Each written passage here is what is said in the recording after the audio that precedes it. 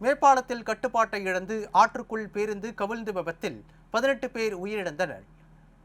மேம்பாலத்தில் மேற்கு போகராவில் இருந்து பிரிதீதி நெடுஞ்சாலை வழியாக அந்நாட்டின் தலைநகர் காத்மண்டுவிற்கு 44 பயணிகளுடன் பேருந்து ஒன்று சென்று கொண்டிருந்தது.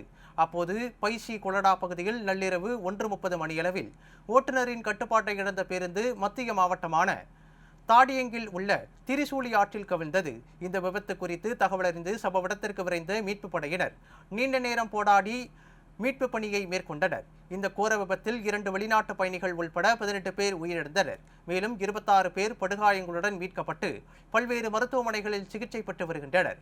மேம்பால ராணுவம் மற்றும் ஆயுதப்படை போலீசார் மீட்பு பணிகளில் ஈடுபட்டுள்ளனர்.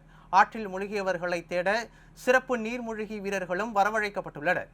பேருந்து விபத்துக்கான காரணம் குறித்தும் இன்னும் கண்டறியப்படவில்லை.